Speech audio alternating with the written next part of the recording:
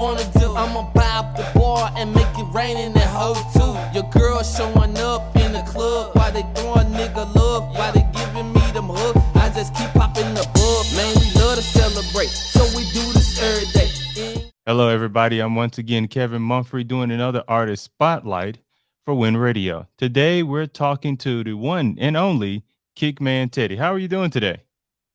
Yo. What up, everybody? What up, everybody out there, man? I'm doing great, man. I'm doing well. I'm currently on tour and doing my thing, man. And it's good to see your face finally. And you know what I'm saying? Get some talk on the way. You know what I'm saying? So, first and foremost, where did the name Kickman Teddy come from? Man, it all started in the church, and like I started on the choir scene, so everybody was like, "We're gonna start calling you Kick Man. You got a fast foot." You know what I'm saying? So it all started from that, man. And it's kind of blew up from there. Now, I've heard we've been doing this for a little while, and we've heard a lot of artists say that they've gotten their start in the church. So, what is it Oh about the yeah. church that benefited you as an artist? Well, man, it stems in my family. Like my whole family background history is music.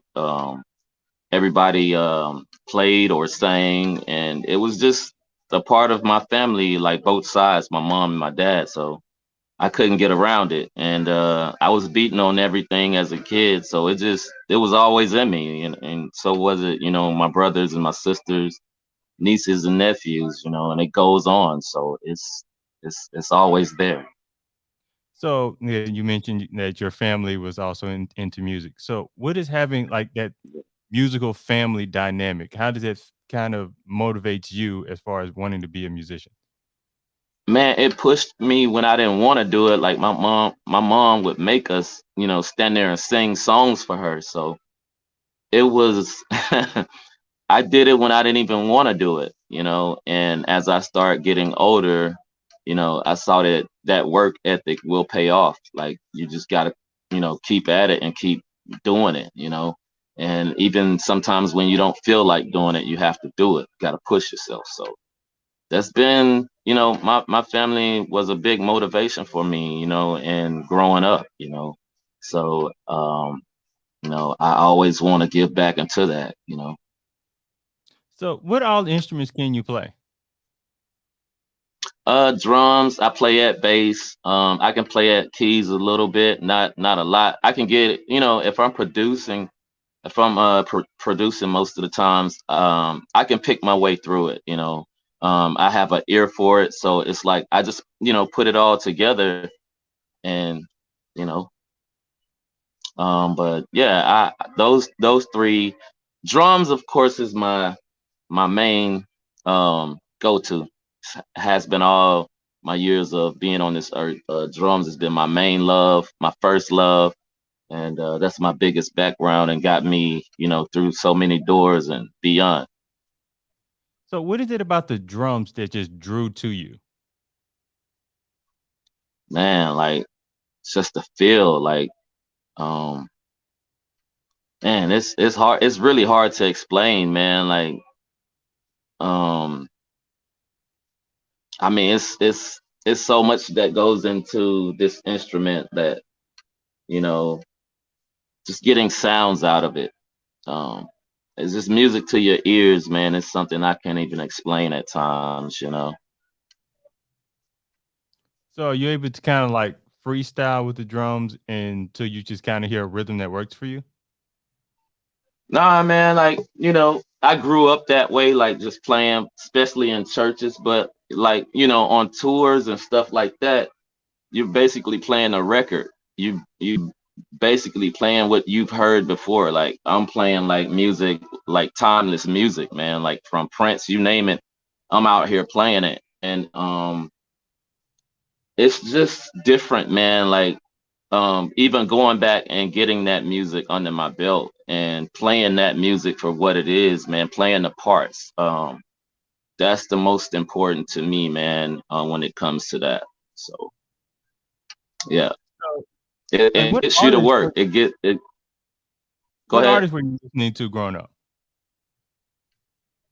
I was into everything, man. Like I listened to classical, I listened to jazz. I think I have a bit of everything, man. Like it wasn't just one style of music that I listened to as a kid. Like my dad would listen to Elvis, and then put on some Temptations. Like it was kind of all over the place. Like, and he really didn't give us like close our ears to music. He let us listen to whatever we wanted to listen to. Or my mom would put on music, and you know what I mean. Like it was just all over the place. And so I grew up appreciating music, you know, in such a different way than kids around me did, because they were listening to like rap and so forth. I would get into that. I was into that. I was rapping and doing it all, you know, but they came to me and just me being by myself, I would listen to stuff like jazz and classical. So, you know, and they thought I was weird for that a lot of times. So I wanted to talk about because you're also a drummer of the band Free Soul, correct? Yes, So yes, and it's like a hip hop rock band, right? that's correct.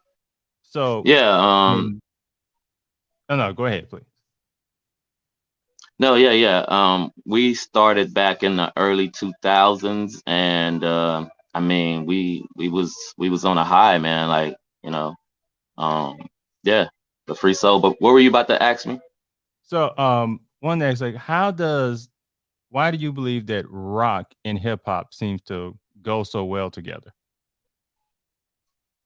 Cause it's so hardcore, man. Like it goes so hard, and when you put it together, it it fits, you know. And back in the day, a lot of people didn't think it would. You know, when Run DMC um did Walk This Way, and added the rock element to it, you know, and nobody at that time thought it would work, you know, until actually they got together and put it together. Even Michael Jackson, man, when you go back and what he did with Slash, and he was changing the sound of what music, you know, you can put, I feel like you can put any style together and make it work. You know, if you really wanted to, you can put any style, man, like reggae and say salsa. You know what I'm saying? You can put anything to me, man, you can put anything together and sauce it up and it'll be different, you know. It's just how different do you want to be? Now you say you're currently on tour now. So like how's the tour life been Yeah. for you? Man, it's crazy.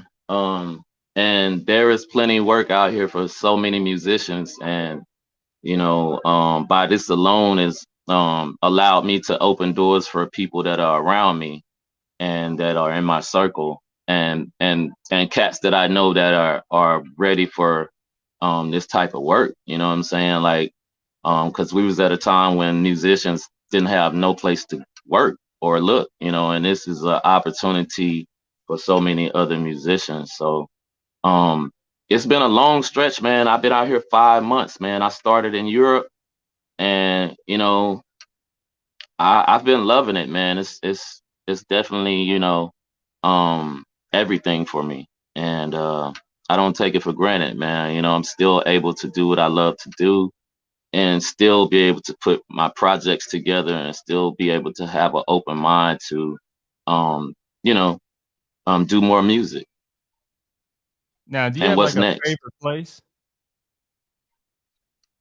I love it in Europe, man. It's so diverse. It's so different.